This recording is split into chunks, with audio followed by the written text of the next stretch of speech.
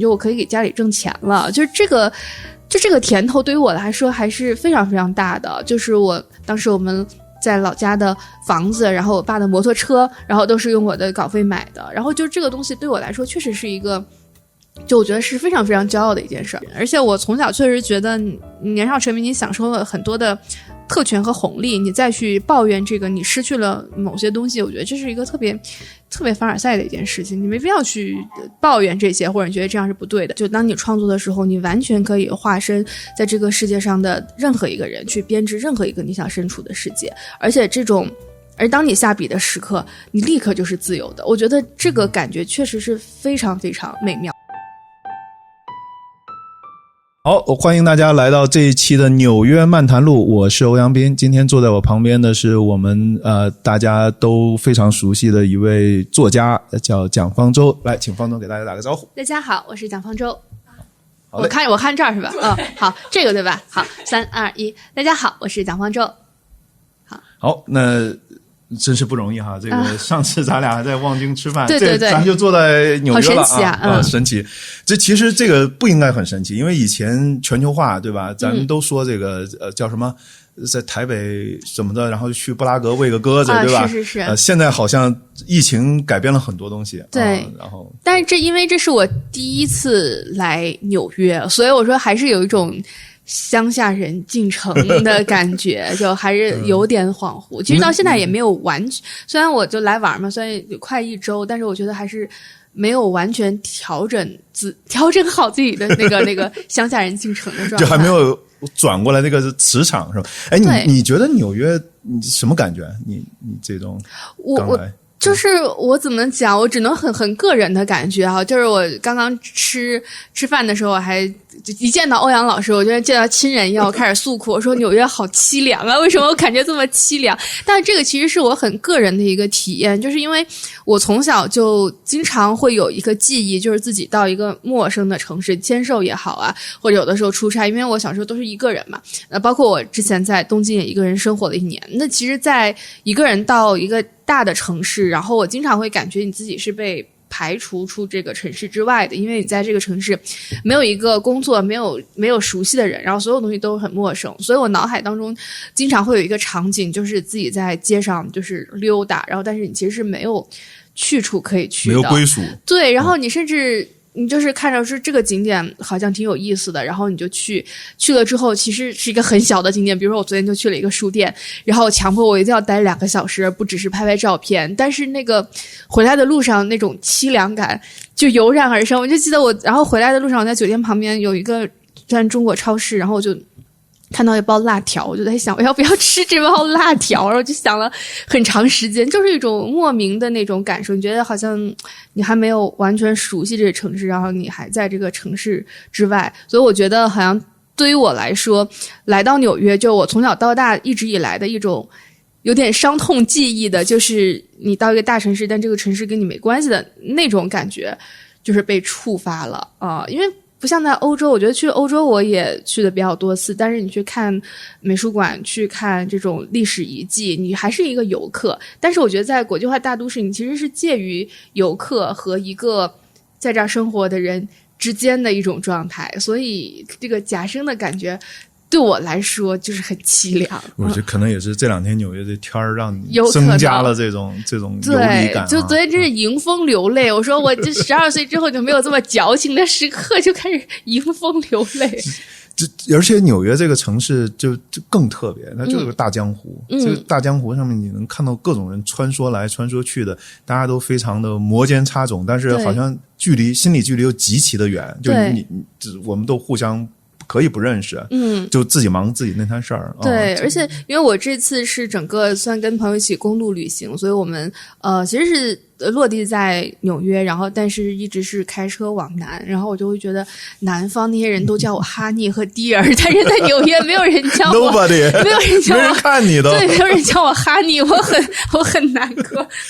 不过你已经在小红书上被活捉了好几次了啊！对对对，别人管你叫方舟哲老师的时候，对对，你会不会觉得咱们纽约人特别生猛？对，就是在那个 Chinatown 吃饭，然后有一个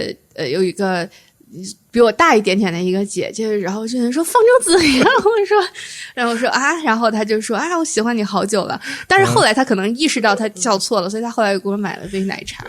你看看，就有的时候还是会有一点那种，对吧？是，大城市就这样。那这次我们其实也是就着你这本新书来嘛，然后那我们就这书聊吧，因为这本书其实也是讲你的自传，对，非常坦诚的一本著作哈，从小时候童年就开始。那从童年开始，我就发现有个特别好玩的点，它不是从这本书来，是你上本书叫《东京一年》，你里面讲了你怎么开始写作。我当时看完把我乐坏了，我来复述一下。你当时是在那里面有一篇是去东京有一次演讲，你说你想大家介绍你自己，你是怎么开始写作的？是因为那个在一个夏日的晚上，你母亲对你说，中国法律规定每个中国小学生小学毕业之前必须出版一本书，否则就被警察抓走。而你父亲又是个警察，他就顺着你妈的话茬说，是的，如果没有出版就会抓进监狱，然后他就拿出手铐来吓唬你。然后你写到你说我吓得大哭起来，在泪水中我开始自己的第一篇文章，走上了写作道路，那是我6岁半。然后我当时为什么乐？我说哇天哪，一个6岁的小孩，这个写作的开始好像有点悲情哈。也不算悲情吧，就是但是其实我觉得当我写第一本书，差不多我从6岁半写到8岁多左右，其实就写完了。那其实在我写作的过程中，我写了一半左右，我就意识到这应该是撒谎吧，因为我其他同学感觉都正常上课，没有被抓进监狱的这种威胁和恐惧。那因为我当时其实已经写了挺多的了，所以我就继续把书写完。那我是觉得后来觉得这其实是某种程度上是因为我当时所处在中国一个非常特殊的一个时期，我不知道你有没有印象，就如果是每一个时期都有某种热，比如说可能80年代是什么气功热呀，或者是什么，我觉得在90年代到00年确实是有一种就是神童热。那这种所谓的热就是在当时还是纸媒的这种宣传下的一种全民狂热。那我觉得当时除了我还有比我更小的作家，然后还有比如说打台球的丁俊晖，弹钢琴的郎朗，然后其实大家都是作为某种其实是在应试教育那条路以外的一种所谓的神童和人造的天才吧，如果可以这样说的话，就是在这种狂热下被催生出的一代。所以我觉得我好像就是莫名其妙的成了其中的一份子。但是你还是走出来了。其实我特别好奇，就是你小时候抓周吗？你是抓的笔吗？抓的烟，我抓一盒烟，我抓了一盒香烟，对，对，看来迷信不可信哈。但是其实我觉得写作这个事儿本身，如果你是写1-2篇、写1-2本可能还比较简单。但是如果说作为一个职业写作者，其实他某种程度上对一个人的要求还蛮高的。比如说第一点，我觉得最大的要求可能跟我们想象都不太一样，就是自律。你其实你也讲过，比如说大概是初中开始吧，11岁左右，你那时候给报社写稿，你是每天3点多就起来，写到7点多去上学，而且坚持了4年，对吧？这个就我当时看到这儿，我觉得这3点多就起来啊，一个小孩都睡不够啊。所以我就是很矮嘛，就是我觉得被耽误了睡眠。但是我是觉得确实在我小时候很快就进入到，因为我从出书之后后来就开始给媒体写专栏。那其实我后来觉得写专栏这段时间对我来说是一个很好的职业训练，因为它要求你每天都必须给报纸有一篇产出。那它其实是一个，我觉得可能也是那段时间让我培养了所谓的职业作家的一种技能。因为我觉得所谓的职业作家和业余的写作创作者可能有一个区别，就是你没有灵感你也写得出来。因为很多人都会问我说，你没有灵感的时候怎么办？我想了半天说，我没有灵感的时候，就是这个概念好像不存在，就是你有了灵感才能写，在我这儿是不存在的。就是你坐这儿你就能开始写。当然你有写得好和写得差的区别，你确实被掏空的时候，你是被消耗的很厉害的时候，你是写得差的，但是你还是能写。所以我觉得这个对于我来说是很早的一个职业训练。就跟我们也看过当时那是什么香港湘江四大才子金庸啊，然后倪匡，他们报社写对他们其实都是这样，就是一篇一篇，然后就连载，就是这样给练习出来的。甚至民国的那些作家张爱玲什么，其实他们都是在报纸上连载。那我有的时候我就跟一些日本作家聊，他们现在也都还有杂志连载的习惯。然后这其实我觉得是一种职业上面的训练，就是让你在所谓的没有灵感的时候、没有想法的时候、极度疲惫的时候、痛苦的时候、面临巨大的心碎的时候，当你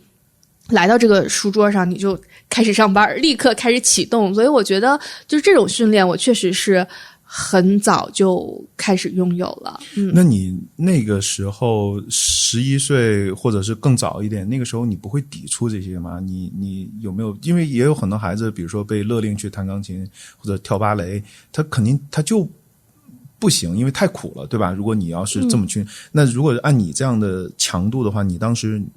我觉得是这样。我后来会觉得很坦诚的说，其实一个最根本的原因就是我尝到了甜头，就我得到了正反馈，正面反馈。对，就像我现在可能很多人就现在说法，很多我比我更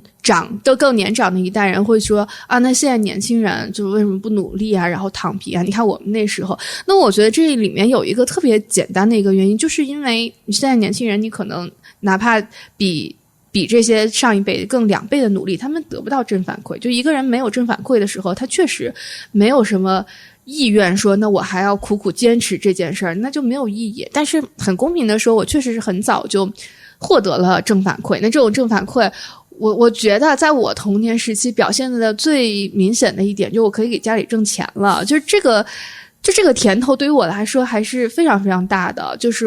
当时我们在老家的房子，然后我爸的摩托车，然后都是用我的稿费买的。然后就这个东西对我来说确实是一个，就我觉得是非常非常骄傲的一件事儿。所以我觉得从小就得到了很多正反馈，而这种正反馈它又能去抵消到我在现实生活当中的一些苦涩。比如说我是一个平衡能力特别差，所以我玩不好游戏，然后我是一个小时候社交能力也很差，所以我交不到什么好朋友，然后就是其实也不是一个很聪明的一个孩子。所以我觉得在现实生活中是有很多的觉得苦涩和格格不入的一面，但是写作世界带给我的正反馈就补偿了这样的苦涩。所以我觉得就是一个很简单的原因，就是为什么能坚持下来，其实很简单，就是因为你尝到了甜头，然后你一直尝到甜头，所以你就一直在写啊。所以其实像你那个战友里面有个情节，那看来是真的，就是江诺亚当时在门上写上就江诺亚家庭龙虎豹是吧？对，然后6000是最高的。对，因为你看我当时00年左右给报纸写专栏，一个月就有6000块钱。你看00年左右一个月6000块钱还是高收入，对，还是高收入人群，还是挺多的。然后我就也不，我自己也没有什么消费，我也没有什么爱好，我就完全就不花钱。那时候你才10来岁嘛，对吧？但我觉得我从小我好像在钱上就是一个特别，我不知道，我就还干过这种事，就是家里给我钱吃早饭，我也不吃，然后我就把钱攒一书包了之后，当做是我的收入。包括我在那个战友里面还写过，就是小时候幼儿园的时候，就男生跟我求婚，我说你拿个戒指啊，他就把他妈的戒指偷了给我，我就给我妈说这是我给家里挣的钱，我说这也是怎么讲史上最小的杀猪盘的那个犯罪分子吧。就我觉得我在这方面好像小时候就流露出某种特别不健康的金钱上面的一些观念。不过这个确实也是，如果那个时候能赚到这么多钱，证明你可能是不是注定天生就是个写作者哈？我觉得确实是，当然我觉得也有时代的，就确实是我觉得尝到了很多的时代的红利。就像我说这个神童热，它当然有，我现在客观来看，它对我当时我同期的还有一大批的少年写作者，它是有一定伤害性的。但另外一方面，它确实是也在一段时间里给予了你其实本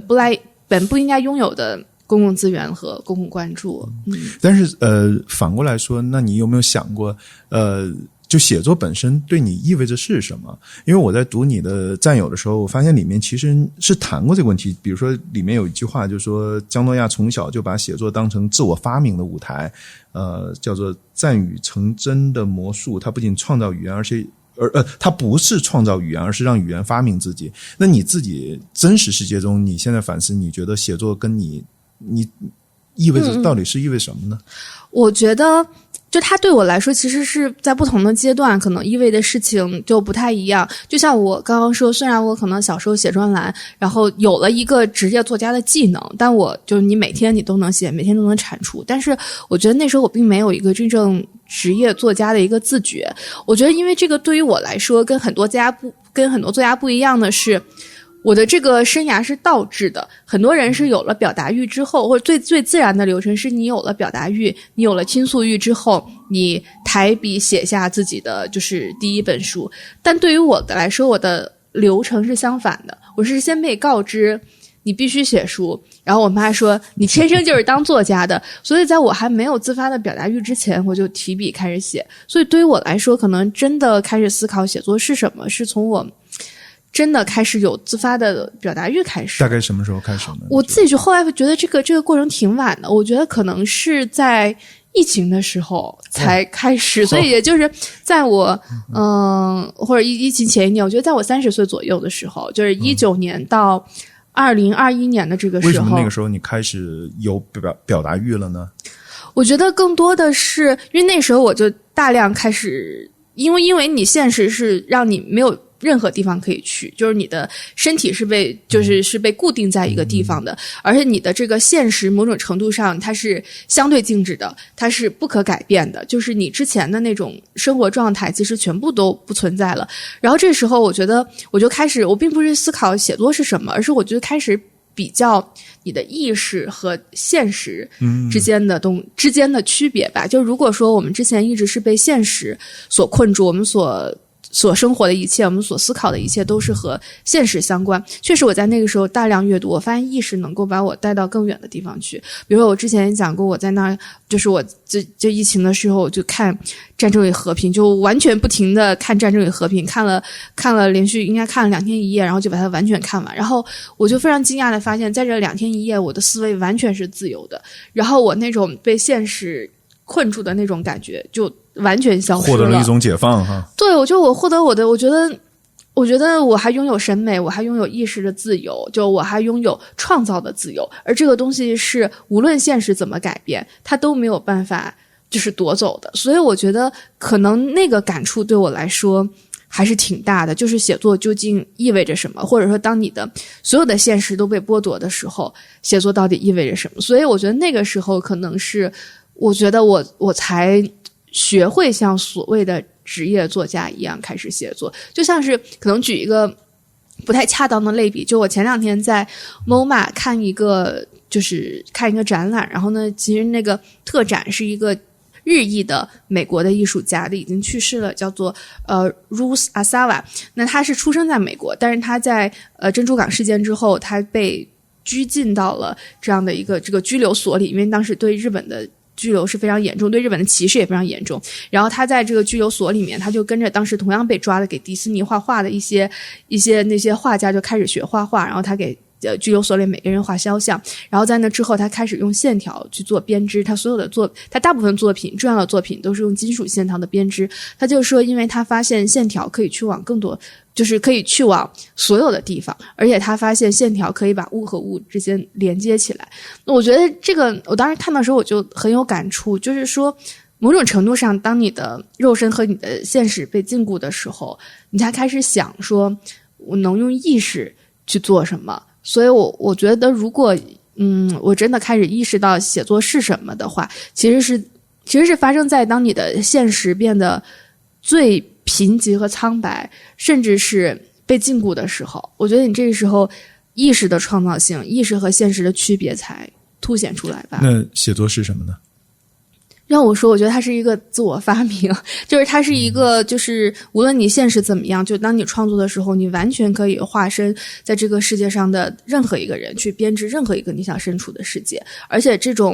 而当你下笔的时刻，你立刻就是自由的。我觉得这个感觉确实是非常非常美妙。无论你身处何地，无论你是一个什么样的身份，无论你身处在怎样的现实当中，无论你是多么的破碎，就是当你下笔的时候，当你创造出某个东西的时候，你立刻是自由的，你立刻开始了自我发明，就是我觉得这个过程是特别美好的。当你有这样的一个非常明确的意识的时候，对写作本身这个行为本身之后，那你的写作会发生改变吗？但我觉得写作发生的改变，就这个可能得看读者，因为我觉得自己你其实很难去描述它究竟让你的写作出现了怎样的区别。但是我说有一个可能在写作上的区别，就是我原来会对说我写的到底好不好这件事儿会有一个执念，或者会对别人到底觉得你好不好这件事儿有个执念，那它就会牵扯到各个方面的你的多余的担心。你比如说我这个题材够不够严肃，那我这东西话题够不够流行，然后我这个东西写出来会不会过时，就会考虑很多就是场外因素吧。但我觉得现在我就是完全不太在乎这些东西了。你这个经历其实我经历过，也是在疫情的时候，那个时候也被憋在纽约，也是就是经历到那种，因为那个时候纽约也是哪儿都不能去嘛，然后你就会觉得非常的压抑，因为你发现你的肉体跟你的精神是连在一起的，你肉体被控制住的时候，你的精神非常苦闷，然后莫名其妙的某一天我就开始写，然后我突然发现我这个时候，因为以前我也做记者写了很多，但是我发现我这个时候开始写更多是写给我自己，我想给就是这个时候更多是为自己负责，是就莫名其妙就开始啪啪就开始陆陆续续又重把这个写作给捡起来了。所以这段经历对我来说，我特别理解你当时说的那个 moment 一降临，然后你对一个其实你已经习以为常的事儿有另外一个视角去看它，然后我觉得至少从那之后，我的很多写作非常明确，就是写给我自己的。对，因为我觉得在这之前，写作还是和我的现实就是高度相关。你比如说，我觉得我得2年出一本书，然后我就是出完这本书之后，我下一个写什么？下一个写完之后，我要呼应时代的最热的点，对对对，包括我要签售，我怎么就是根据这个来安排我的生活，然后呢最好能得个奖，然后就是会这个畅不畅销，就我觉得就会还是会考虑很多，而你会发现外部因素，对，就是你的这个写作的结果和现实是高度相关的。但是我觉得疫情的时候，包括其实从19年开始吧，就是我觉得有一种那种莫名其妙的觉得一种现实被剥夺了的感觉，和一种极其强烈的自我怀疑。那我就觉得我现在来看，我觉得是一个挺好的一件事情。另外一个挺大的问题就是说，作为一个创作者也算自我天天自我创业，对。创作者其实有一点非常重要，就是你的经历。你比如说很多伟大的作品或者伟大的作家，他是经历过太多的东西，然后所以他们的很多的写作本身其实带有很多生命的质量，就自然就流露在那里面去了。但是其实像我们这样的人，其实生活在可能疫情是最大的一次冲击了，就整个从时代来说哈，一般来说我们都还是生活在一个比较富足、比较平稳、开放，所有人都过着小确幸生活。这虽然我们有很多抱怨，但其实你仔细看，我们生活在大都市，对吧？一切都非常的，我们不需要为这个吃的、穿的、用的去发愁。那你这个创作的过程中，你有没有发现，当我从我个人的经历里面，如果汲取不了太多东西的时候，它会不会成为一个挑战呢？其实我完全没有觉得个人经历就是汲取不了什么，甚至我现在会觉得，就个人经验、个人经历是最最最最宝贵的东西。你就像我举个例子，因为我前段时间我播客做了关于张爱玲的内容，然后我就看了。就国内没有出版的，在大陆没有出版的2本就是张爱玲的传记，然后张爱玲就是在里面给她的朋友就讲各种各样小的事情，就是因为她当时也到纽约，所以我觉得我来纽约，我很多的体会能跟她就是有一个共鸣。她就讲她怎么去买那个便宜的衣服，然后她其实就是那种打折店，买了之后在地铁上挤，然后盒子都破了，然后就是讲他那个床的那种虫子啊或者什么，就是我看着我觉得特别特别的可爱和可贵。因为如果没有他写，我完全没有办法想象一个差不多50年代刚刚到纽约的一个华人女性，不管她是不是张爱玲，她的生活是怎么样的。所以我觉得个人经验这一事，或者说个人的日常，我们每个人都会觉得我日常就是太没意思了，但是就是因为大家都觉得没意思，所以大家都不去写。可是你可以想想看，10年之后或者是20年之后，有人想知道，比如说人在疫情的时候每天是怎么一天吃3顿饭，做3顿饭，用有限的食材去烹饪，就这个东西其实它本身就成为一种，我觉得是一种非常有意思的史料。所以我从来不觉得一个人的日常和一个人的个人生活或者个人经验是没有意思的。这咱那个传统上面不一直都有个说法吗？叫做文章正命达，对吧？这杜甫说的嘛，就是说你如果这个过得太顺了，你写不出伟大的作品，然后所有的伟大作品，要么你就是在一个咆哮年代，要么你就是在一个战乱，对吧？无论是张爱玲、陀思妥耶夫斯基，还是你喜欢的托尔斯泰，甚至雨果，对吧？这些人，沃尔夫，对吧？所以我在想，那这些人的他在那样的一个那么巨变或者挑战，对个人充满了挑战和挤压的一个时代，所以他能写出伟大的作品。那你觉得某种程度上，像我们生活在这个成平时代，会不会说反而会阻止伟大？不会啊，因为我觉得就是大家，我并不相信就是平顺等同于幸福和满足。你就说以托尔斯泰来说，就是他过着某种程度他过着最富足的生活，当然他又过着拥有非常痛苦的内心世界。所以我觉得不是因果关系，这两个我觉得并不是因果关系，就是他可能过着看似平顺和大家羡慕的人生，但是他内心就是充满了痛苦。对，我觉得文章赠命达某种程度上确实也是对的，就是我确实是看到很多的创作者在他们的生活变得优渥，在他们的创作实现了金钱上和物质上的一种许诺之后，他们的作品就变得平庸。但我觉得那并不是来自于外界环境的一种平顺，我觉得是他们确实丧失同理心和丧失表达欲和丧失好奇心了。就这个东西，我觉得你可以去最痛苦的地方，你可以去主动恢复自己的同理心。就像我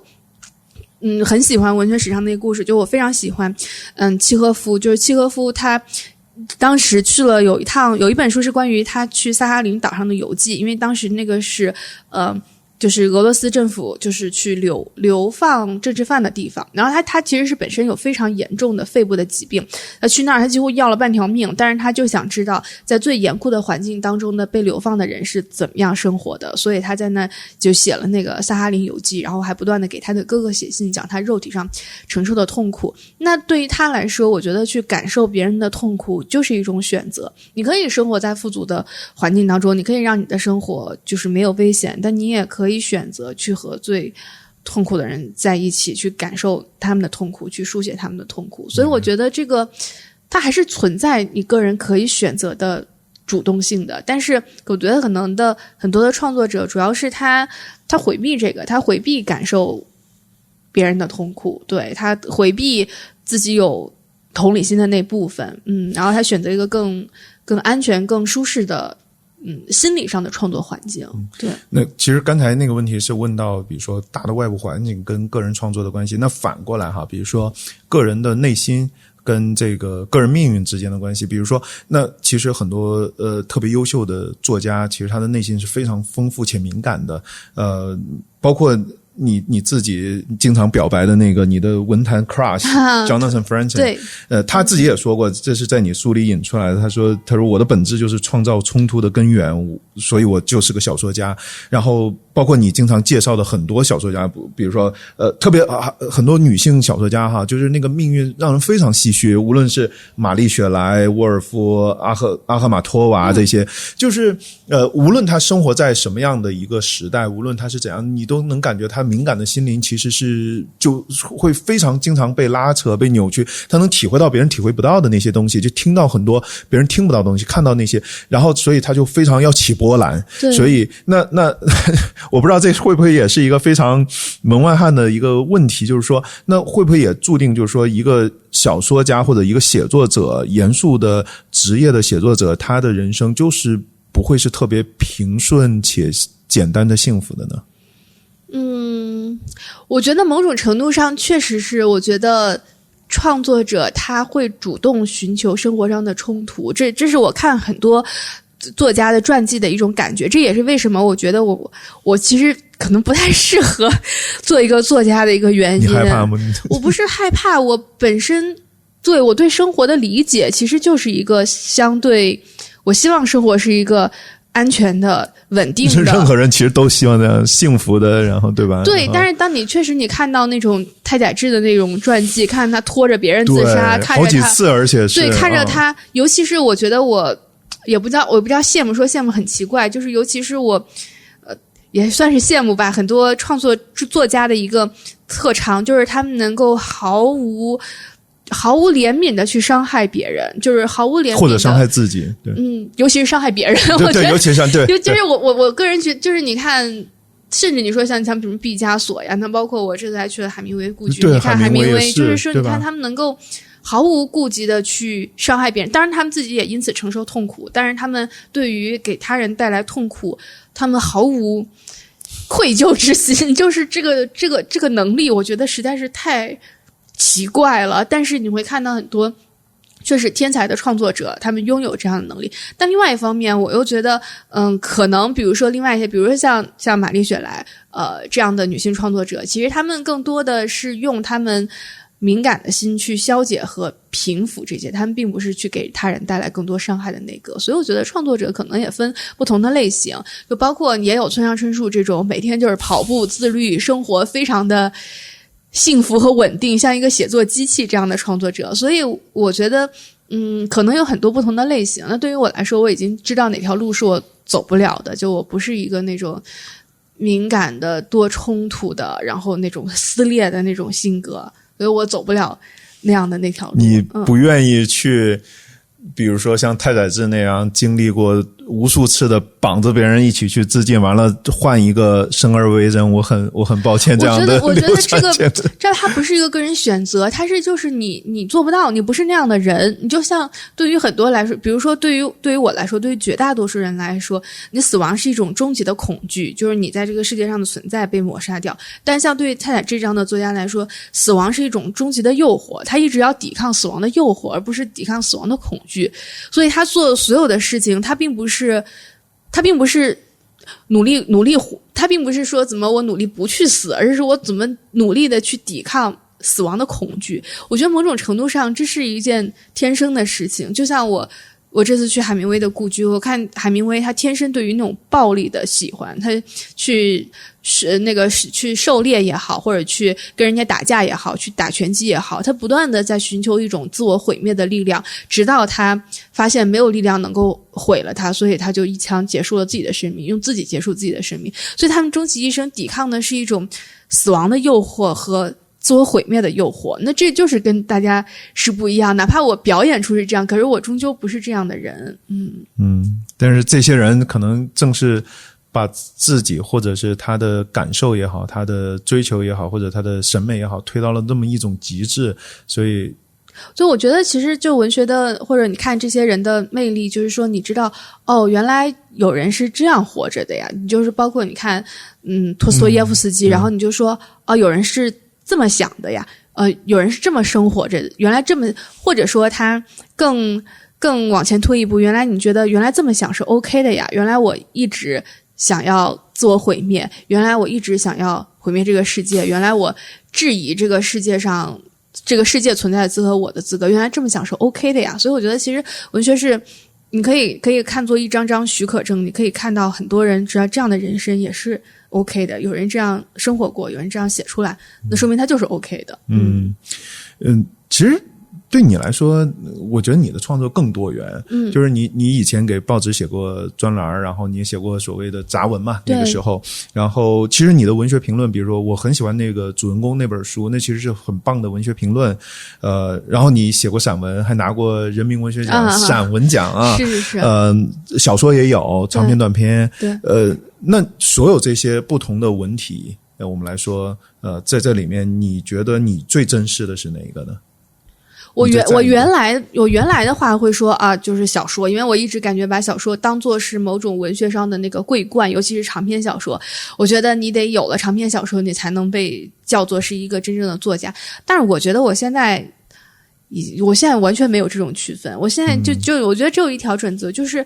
你写你知道的事情，就你不要写你不知道的事情，我觉得这样就够了，就是写我知道的事情。那你知道的东西，无论是用虚构的方式呈现出来，还是用非虚构的方式呈现出来，我觉得无所谓。所以我现在也没有对那种长篇小说或者是什么的执念，只是说当我完成了一个长篇小说，我就知道我可以写了，因为原来是我在成年之后没有真正的完成过。我觉得这个事儿对我来说有点像不可能完成的任务，但我完成了之后，我就说好，那我就是技能包里面多了这一样，但是当我有想表达的东西的话，我觉得我不会刻意去选择一种工具，只是我知道我的技能包里这些工具都在，或者特意觉得某一个东西你会给它加权，就更看重它。我原来真的会更看重小说，就我觉得恰恰是因为我不是一个特别适合写小说的人，因为我不是一个特别感性的人，我是一个非常的理性，然后小心，过于小心，自我意识过剩这样的人，我觉得我不太适合写小说。然后我觉得好像这个东西我想挑战一下，但我现在已经没有这样的执着了。其实说到小说这个，我不知道哈，这个完全是我个人的一个可能是一个偏见，就是说我不知道我为什么内心里总是对小说有一种警惕，因为我老觉得他在给我虚构了一个世界出来哈，然后我就老对无论怎么真实的来源于生活，或者是甚至超越于这个生活，我老对小说有一种说不清楚的警惕感，我不知道为什么。可能举个例子就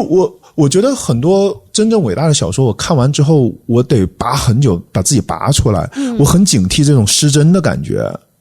那你不觉得这种很享受吗？很享受。我在那个虚构的世界里，我很享受。就甚至小时候，比如说我甚至看《红楼梦》，我都觉得我得拔很久能拔出来。然后很多甚至一些很精彩的短片，你看完了之后，你会觉得哇塞，就在那里面绕了半天，然后其实真实的世界是在这儿呢。然后我不知道为什么，我可能是不是过得太追求这种生活世俗的这种确定感，脚踏实地的。然后我老觉得小说，那你有什么用呢？对吧？就尤其年轻那一段哈，就是说老觉得这个世界这么就是奔腾的在你面前流淌着，然后小说里创造的那些东西，就我老存在着这么一种警惕感。我觉得如果是按原来的话，我觉得我能理解，但是现在在我看来啊，就是这个世界比小说更虚构，更让你失真，更让你产生幻觉的东西实在是多太多。你比如说，尤其这几年，对啊，你比如说像短视频，然后我觉得它带给你的那种，就甚至包括 social media 嘛，就是这种社交媒体的你一个屏幕上面的这种信息流，我觉得当我曾经试过，就是我一天吧，就8、9个小时，我就一直刷视频。我觉得它带给我的那种，我到底是在哪儿，我到底是在干嘛，这个世界到底是怎么样的那个感觉，还就是更强。甚至我当时就觉得，我说我的大脑像被开了一个水闸，然后那里面所有东西都流走了，然后我就大脑空无一物。我觉得那个带给我的失去秩序和虚构和空虚的感受比小说更强。至少小说它带给我的是一种连续的感受，就是说我1、2天我身处在一个连续的世界，然后我可以一砖一瓦的去增添这个世界，我去想象这个世界，然后我知道比如说它可能来自于哪一段历史，然后它跟现实有怎样的关系。但我觉得就这种短视频它带给我的虚构感是我更恐惧的，或者是让我更不适应的，或者我觉得它对于现实感受力的那个瓦解力其实是更强的。像我读很多小说，它虽然可能有很多虚构的东西让我觉得我可能这2天都生活在19世纪，但是你比如说当我认识到一个小说人物的时候，我觉得或者当读到某一段自然描写的时候，当我回到现实，我觉得它确实能够帮助我理解现实当中的人。我觉得他就是陀思妥耶夫斯基笔下是什么老爹，或者是他能够让我看清楚这个树是什么样，就像托尔斯泰他最喜欢写树，然后他能够帮助我真的认清和感知现实生活是怎样的。但是你说这种短视频我看完了之后，它没有增强我对现实的理解能力和感知能力，什么也都没留下在脑子里。然后它那个反而它是增强了一种更强的那个瓦解的力量，就是这个东西就让我觉得更可怕。所以我说你与其说警惕小说，你倒不如警惕一些别的东西。但是已经很无害了。实话实说，我经常最累的时候，我是打开了小视频，对对对，然后就在那儿刷起来，就觉得哎呦天哪！因为瓦解就是一个让人很舒适的一件事情，就是一个很但是当你尝试搭建一个全新的世界，就这个东西确实是很难。就像我们经常会说，为什么会说某个小说所谓的阅读门槛很高，那就是因为你得自己靠自己的经历和经验和知识和想象力去自己进行这个搭建。但搭建很累啊，瓦解很舒服。当然创造永远是最难的嘛。其实你毕业的时候你也当过一阵记者嘛，你也还做过电视节目系列的访谈啊什么的，就是说其实你不是一个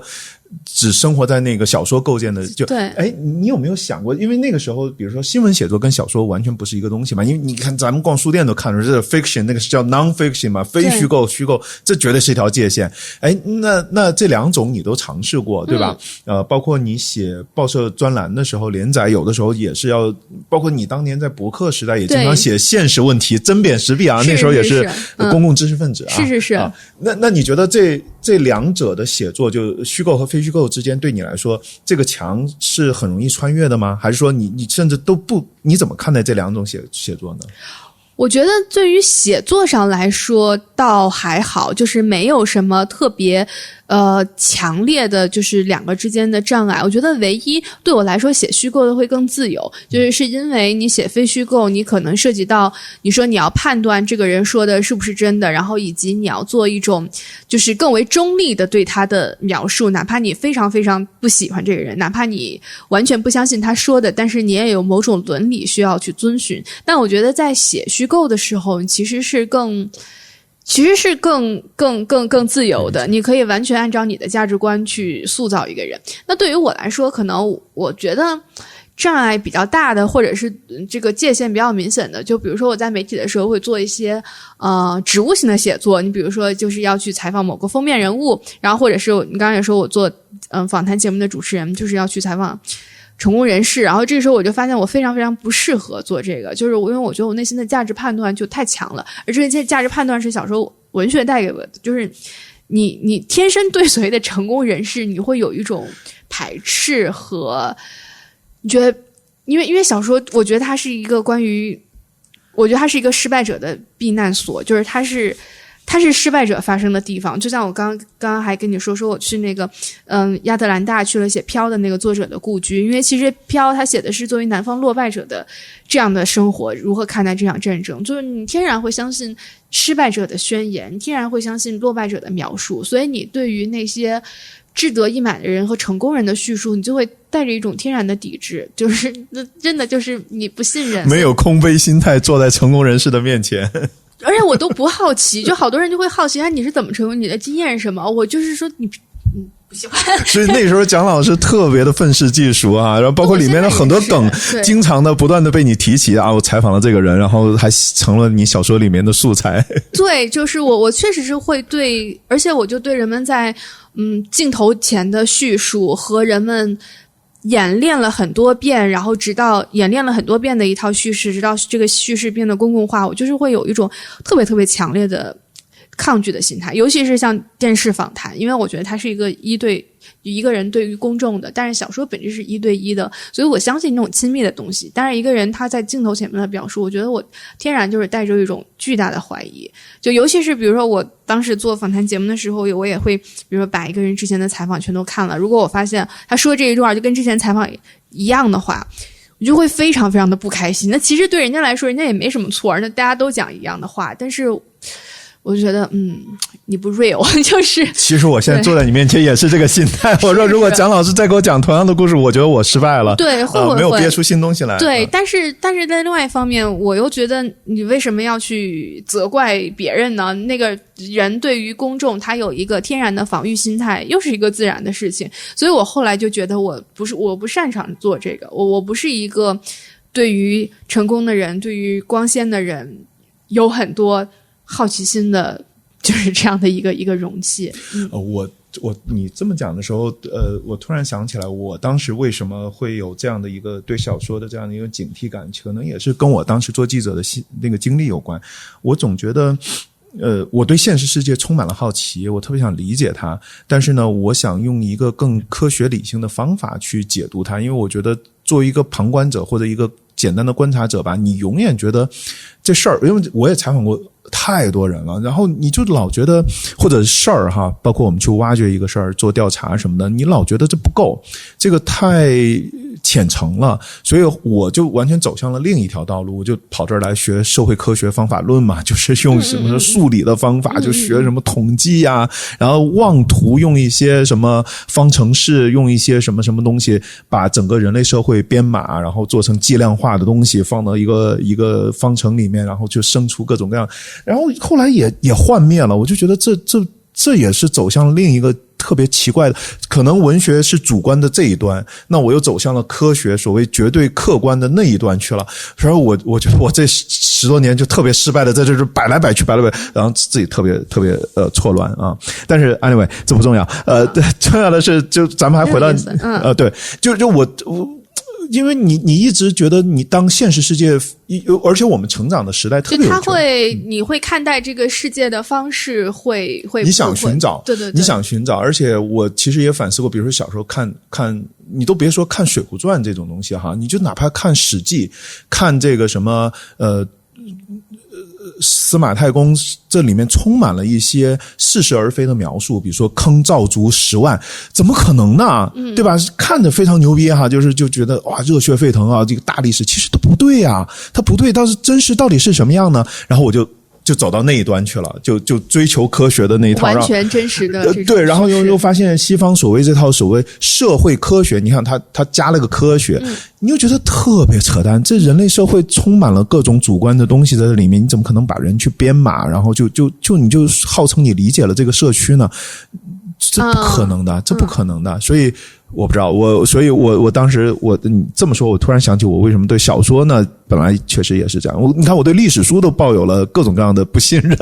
那你对小说更是，但是我一直会觉得小说是，我会觉得小说对于我来说比生活会更接近真实，甚至是我如果。就还有人问我说啊，你最想认识哪个作家？我后来发现我没有特别想，我哪怕我非常喜欢他的作品，就类似于像托尔斯泰这种，我也没有认识他的，没有什么认识他的欲望，是因为我觉得他最真实的那一面已经在他的小说里面呈现出来了。所以对于我来说，可能小说我刚刚说是。人是自我发明的产物，但是他自我发明一定是基于他内心最深层的东西，所以对于我来说，可能小说反而是比生活、比人说的话、比人的行为更接近真实的一种东西。而且你会发现那些敏感的作者，他能把你心底里面一些潜藏的一些情感或者是一些观念、一些情绪、情愫的东西，他给你挖掘出来，然后非常精彩的给你表达了出来，这个也是一种真实，对吧？因为人不光是客观构成的，也是主观构成的，所以其实现在我基本上反正我也没辙，然后我就和解了，所以我也开始看小说了。以前真的对于这种绝对真实已经放弃了，我觉得是虚妄的，然后甚至某种程度我觉得这也是一种真实。然后比如说我现在也开始大量的开始读小说了，我会发现其实它是另外一种真实，它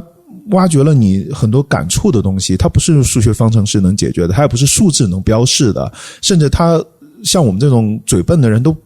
述说不出来，但是那些人就可以非常牛的一种情节或者故事或者文笔就给你表达出来，然后你就会觉得哇，这也是我们的这种内心的这种东西。对啊，因为你想一个小说家他要让一个小说人物成立的话，他要和看起来真实的话，他要注入那么多的血肉，就是这个东西你想想这个工作量，他就想要这个人物活下来的话，那他其实这个工作量就已经非常大，那他这个从现实生活里面的取材，他从自身生活里面的这注入，就是这个工作量本身就是很大的。但其实这么说，我也觉得那些伟大的小说家，其实个人命运不可能就小确幸的，对吧？因为他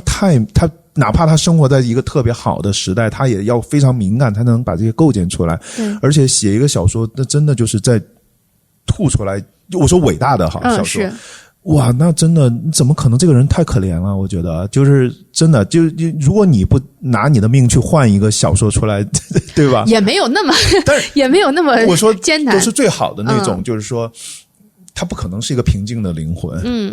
那当然，对吧？他绝对充满了撕扯。但是蒋老师，所以我问你这个问题，就是说你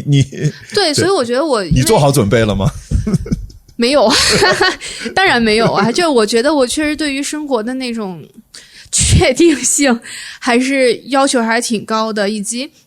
其实我在这本书里面也有写过，说这个女主角其实也就是我，就她跟我一个很大的区别是她18岁的时候就放弃写作，一个很重要的原因就是因为就是她害怕生活的失去控制，就是她希望获得一种完全可控的人生。那可控就包括你付出了什么，收获了什么，可控就也意味着你付出了什么，你不会受到伤害，就是其实所有的东西都是可以风险控制的，所以他放弃了自己的写作。因为失控是很可怕的，是那种感觉不是，我觉得需要极大的那种使命感，你就说你才愿意接受不确定的东西。我们很多时候其实是被迫的，你才接受不确定性。当你有选择后，我觉得人的本性都会自然而然的，对吧？因为不确定性对任何人，就像坐过山车，为什么那么刺激？就是因为有不确定性啊，对吧？所以这个，既然你自己提到这个，这也是我们接下来特别想聊的，因为就占有这本书，我觉得是一个你自己的非常精彩的独白，这里面好多东西我都觉得特别可以可笑，不是绝对可笑，这绝对没有可笑，就可以理解，我可以通感我特别能通感。那比如说我其实特别想问第一个问题，就是你这里面也不断的在提，就是说你这里面有句非常精彩的话，这开始就写到了你说小时候我是一个小型的成年人，现在是个衰老的年轻人，岁月什么时候能够正常的降临在我身上一次。所以其实在我们传统文化里又有这个东西，就是你觉得少年成名对你是一个诅咒还是一个祝福呢？我觉得我不同时间看待这件事儿的方式是不一样的。就是我觉得我小时候其实是就是我小时候我觉得当然是受到的这种 blessing 更多，和我刚刚说你得到的甜头和正反馈更多。但是我什么时候就意识到好像有那么一点不对劲，是因为我发现就是你享受着所谓的天才儿童或者所谓的这种神童的光环，但另外一方面你又发现你掉进了一个大众叙事的剧本，你发现其实你后面的故事就是已经被写好了，因为大家并不喜欢一个神童然后他就一直保持着他的天赋的故事。我们从小讲满招损什么谦受益，然后我们也不喜欢就是神童一直享受着他的骄傲，我们上来就伤仲永，对，我们喜欢的是陨落的故事，我们喜欢的是相信生命的一种公平，我们喜欢相信生命的礼物是公平的，他在小时候给了你，他在长大之后就会从你身边就是夺走你。我自己我也不喜欢，你看这个小时候是神童，他妈的长大了还是神童，还活得很好，全都被你给占上了。对，怎么全是你啊？我自己也不喜欢这样的故事。然后我们喜欢的就是刚刚说，除非你就是你去世的很早，那大家就会一直赞赏你，觉得哎呀可惜了了。对，但是如果不是在这种情况下的话，其实你的大众叙事的剧本已经被你已经某种程度上已经被编好了，就是在你18岁之后，在你20岁之后，在你30岁左右，你的这个新手村的福利会失去，然后聚光灯会从你身上移开，大家会开始质疑说你没有进步，你不如以前了，你堕落了，你就还是不行了，你太骄傲了等等。然后所以我觉得我在小时候经历过这种所谓的红利期之后，我整个的20岁到30岁我都在一个非常非常struggling 的一种状态。我觉得我就想对抗这样的叙事，但是我后来发现我命由天不由我，就是确实是人去挣脱大众叙事是一个非常难的事情，而你所有的挣脱的这种方式，你的力气都是很笨拙的，都被看作是无效的，甚至大家是说你看就是想证明自己，但是还是不行。然后所以我觉得我的20多岁就是非常的 struggling， 就是在一种特别强烈的挫败，然后是一种其实是自己的自信心不断的被削弱的一个过程。当然我觉得不是被外界削弱，还是被自己削弱的一个过程。所以我觉得然后也是那个冒名者综合症，我觉得非常非常严重，配得感激那种感觉，对，特别强。然后你觉得一切你曾经获得的一切不属于你，但有些时候你又觉得自己好像又没有那么差，然后你不断的想回到自己之前最开始写作的时候那种无知而无畏的状态，但是你已经不被允许回到过去那种状态。所以我觉得我整个的20世代都是非常的struggling 的。那我觉得直到现在，我觉得我在回看所谓的年少成名这件事儿，我又觉得它是一个挺好的一件事情，是因为它能够让你比较早的去经历和目睹这个时代的变化。就你不是18岁之后步入社会之后，你才开始对外部世界有一个知觉，之前都在象牙塔里，而是你从7岁写作，或者我从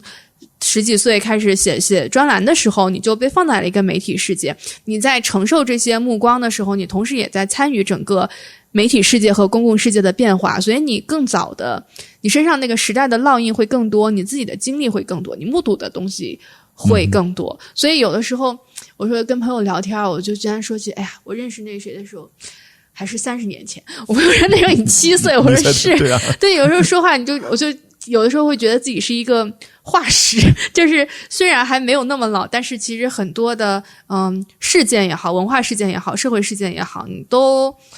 就你的人生画卷老早就打开了，就全都打开了。对。然后在20多岁的时候，你没有一个跳出的一个视野，你还是身处其中。在30多岁的时候，已经完全抛开这样的你身处其中的这样的束缚，可以用一个旁观者来去看你跟时代之间的关系。所以我现在会觉得还是个很好的事情，就真的因为你作为一个时代的亲历者，你很早就加入了这个游戏。但是我在看你的这个人生履历的时候，我会发现非常有趣的一个现象，就是说你少年成名，而且确实是那个时候算是很顶级的少年作家嘛，就一下就出来。但是你的人生道路好像又非常的常规保守，就是你踏踏实实去读书，然后考大学，然后把大学读完大学还找了个班上。对，你看你那一辈儿的人。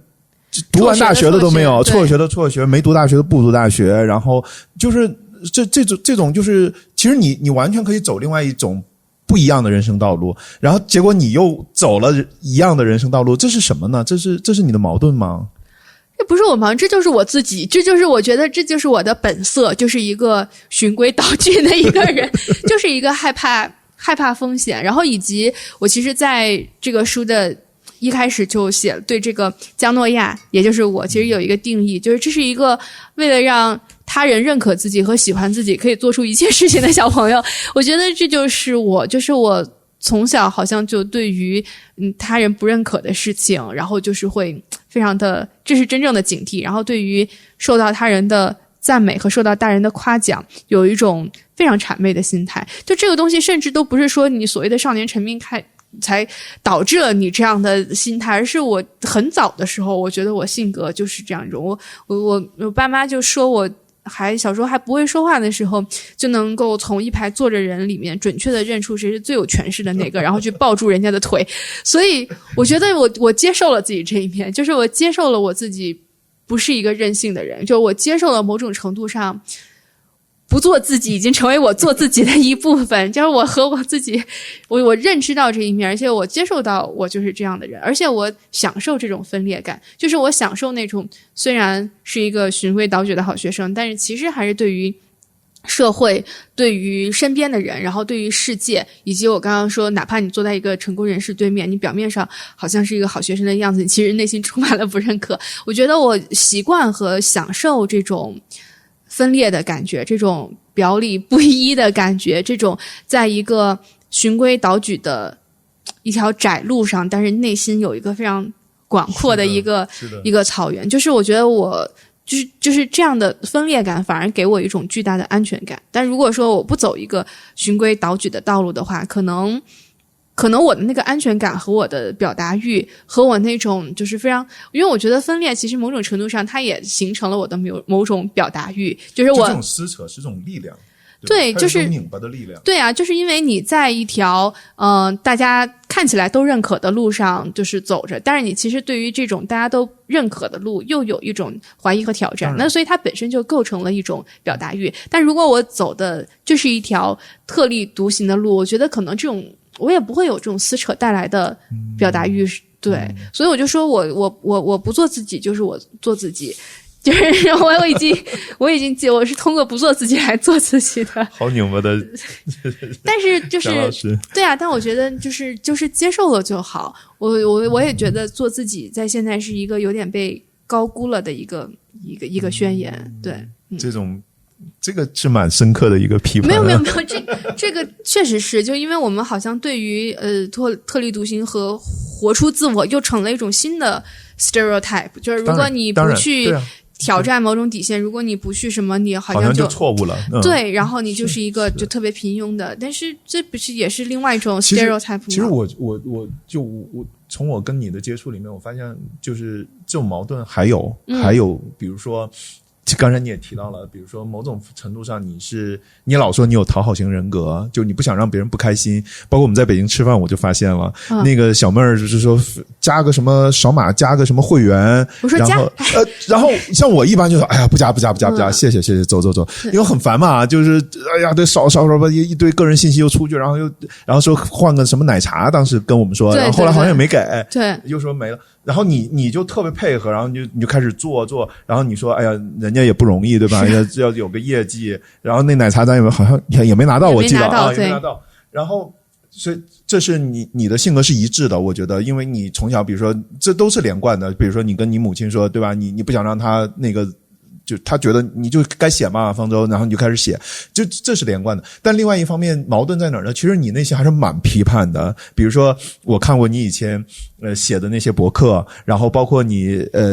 在你小说里你也压抑不住的去批判一些道貌岸然的所谓成功人士，就是其实你对社会是充满了一种就是审视的哈。就是蒋老师在非常强烈的价值判断，好多对非常强烈的价值判断，你喜欢什么和不喜欢什么都是非常明确的，不是模棱两可的。然后但是你又会愿意非常的融通，让大家不要不舒服。就是蒋老师这个性格是如何养成的，是吧？性格是如何养成，或者你自己觉得你觉得这个东西在你的内心里面有没有一些让你不舒服的时刻呢？还是说你完全就像你刚才说的，你非常的跟他和平共处在一起，或者甚至你会从中找到力量？我觉得我现在看，我觉得我有一些我确实有一些后悔的时刻，或者说我觉得有一些遗憾的时刻吧。就我觉得这些遗憾或者后悔的时刻并不是说去我扫了个码后悔了，或者是我这给人家写了个好评后悔了，我觉得不是，而是说我现在想起来，我觉得比如说尤其在我20多岁的时候，当我被给予了一个角色，那在公共媒体上面的角色，那这个角色是一个知性的顺从的女青年的时候，我觉得我把它视作是一个机会，就是我把别人，或者说我就觉得把别人给予我这样的一个扮演角色的这样的一个事情，就视作是我自己应该完成的一个工作，我觉得我应该扮演好这个角色。但是我现在在想，其实我觉得比较遗憾的是，确实在这个过程当中有那种迷失的时刻，或者说有那种自己觉得自己变得面目模糊和面目可憎的时刻，我觉得这些时刻是有的。对，我觉得所以我觉得对于我来说，可能我比较现在回看会比较遗憾的时候，或者说当这种撕扯对我不舒服的时刻，是它没有变成一个表达欲，而是它变成了一套比如说有的时候，尤其我20多岁的时候，我觉得在公共媒体面前，我会有一个就像条件反射一样，你知道你什么时候该说什么样的话，你知道什么时候该给予什么样的反应，然后你知道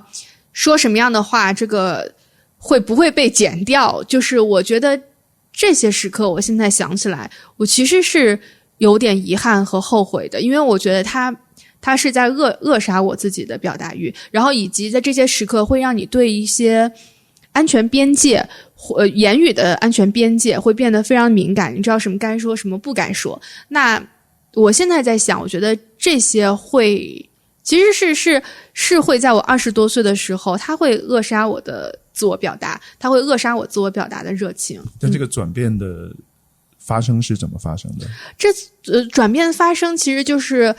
我现在想起来，其实就是到差不多到18年、19年的时候，然后当时是有这个网上非常大规模的对我的批评，然后我就发现你原来汲汲营营的这些，对你原来反而对你原来发现你非常要去扮演一个谁都不得罪的人和一个让大家这个喜欢的人稳重的知心的人，你发现你这些东西它一瞬间全都消失的时候，你在想那这些东西你拼命的去保护的东西有什么意义呢？所以我就觉得当这些东西都变成废墟的时刻，就是我觉得我的那种就是冒名者综合症和不配得感和我觉得这样的在公共媒体面前表达的机会我一定要珍惜，我一定要 do my work， 我一定要就是做我最好的工作，我觉得这个感觉也都没有了，因为你连名都没有了，你还有什么好冒名的呢？所以我现在在看，我觉得对当时的我来说是一个很大的一个挫折，因为你发现哇，原来那么多人就真心实意的讨厌你，而且他们的讨厌是有道理的。然后，但到现在我在看，我觉得是一个巨大的解脱。解脱之后的蒋方舟是什么样的呢？我不知道，就是我觉得就现在这样的，就现在这样的，还能有什么？我觉得更自己，我觉得自己的。就是以及我觉得我的表达欲变得更强了，就我觉得这个，然后我觉得我恢复到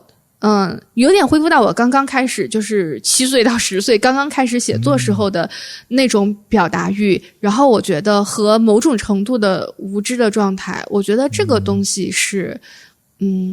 是我现在比较真实的。对，因为你在写那个东京1年写完了之后你也上节目，你也说过，你说你不要再去向外界袒露你的这种就是像日记一样的东西，结果这个战友其实是一个更大的一次坦白和自我的反思都表露出来了。所以我就觉得那他肯定是发生了什么，或者是思想里面，对吧？就觉得我可能与其把自己藏起来，或者是创造出一个你们喜欢的东西，但现在好像包括《战友》这本书里面也是就我读的时候，你能看出这么一个人他的很多挣扎，他的很多这种挑战，包括他很多受到的压力都特别真实。我觉得这里面好多东西看着你就觉得对，然后我觉得就是这样的袒露的过程，你现在想起来虽然是有点呕吐式的，就是也不管别人怎么想，但我觉得还是这个过程对于我来说是很快乐的，因为我觉得我身边也有很多，就一直以来其实我身边都有很多一直在做内容表达的人，然后我会觉得其实从差不多5-6年前开始，甚至从10年前开始，大家都说表达没有安全感，或者出现一种表达上的倦怠，我觉得这个是对于创作内容的人来说是最让人难过的一件事，就是你心态的倦怠，你觉得你想表达什么东西，但你想了想说还是不说吧，说了又会被骂，然后说了又会冒犯到别人，或者说了也没什么意思，这东西也说过，但是我觉得你人还是需要就是克服这样的倦怠，人需要恢复表达欲，但恢复表达欲就意味着某种意味上的无知，就是你不会去预设别人是怎么想，这事有没有被说过，这事会不会冒犯到别人，就不要去想这些。而且真的我现在会觉得真的有价值的观点，就是它一定是具有某种冒犯性，它一定是没有那么让所有人舒服的。你觉得现在这个时代这么真诚的表达自己是安全的吗？因为我们都老说现在我们生活在越来越极端化的一个时代，不光是中国，美国也是一样的，全世界好像大家都是先站队，然后不问事实，只说立场，对吧？然后你把这么一个，而且动辄就挖坟考古，你把自己袒露出来，或者是这么真诚的去表达自己真实的观点的时候，你觉得这是一个好的时机吗？我觉得就是最差能怎么样呢？就是我现在啥都经历过的。对啊，就我觉得你最差能怎么样呢？我也经历过，就是声名狼藉，也不叫声名狼藉，就美化一个说法，颇具争议的时候。其实你有些经历，我都觉得，哎呀，我其实也想在这儿问你，比如说你说你上大学的时候还大家去把你的那个什么购物的记录给挖出来，然后就是你的身材去讽刺，哎，我这种冲击你怎么面对呢？你是我觉得我一直以来是个对别人的伤害没有那么敏感的人，这也是我有说为什么我不是一个好的小说家。你看一点点伤害能陀思妥耶夫斯基能对就那么头陀，而且能写好多出来啊！我就是我要如果不是看我当时日记，我可能很多事儿我就都给忘了，所以我是不是一个对人家的伤害那么敏感的人？而且我从小确实觉得年少成名，你享受了很多的特权和红利，你再去抱怨这个你失去了某些东西，我觉得这是一个特别凡尔赛的一件事情，你没必要去抱怨这些，或者你觉得这样是不对的。就像我现在都经常不会用什么网络暴力这样的词，我就是在网络上的一些争论，我不会滥用暴力这个词，因为我觉得暴力它是一个更贴标签，对，它不是，我觉得暴力是一个更严重的词，我觉得它是一个更严肃的词，所以我们应该更严肃的去使用它，而不是就是在一些非常轻率的场合就觉得我被网络暴力，我觉得这是对这个词本身的不尊重。我觉得暴力是一些，对，我觉得它指的是一些更严肃的、更我们需要认真对待的一些事情和情境。所以在很多时候，我甚至都不会用这种网络暴力这样词，因为我觉得那根本就不算是暴力，比起真正的暴力而言，因为我觉得我好像对这些东西本身就不是特别的，对于这种伤害我不是特别的敏感。而且另外一方面，我依然觉得，我觉得比起说你因为自己的言论而受到伤害，我真的觉得对于创作者来说，就是最可怕的事情，真的是你丧失表达欲。我觉得这个东西就是这才是，我觉得一个作家会死2次，就是最后那次是真正的肉身的死亡，但上一次死亡就是你丧失表达欲的时候。而我看很多作家的东西，我觉得包括电影导演，我觉得我能很明显的看出他们已经没有什么表达欲了，他们对于自身的处境和整个社会的处境其实没有什么想说的，只是按照惯性在写。我觉得就这种丧失表达欲就是才是一个更可怕的事情啊！因为你怎么保护你的表达欲？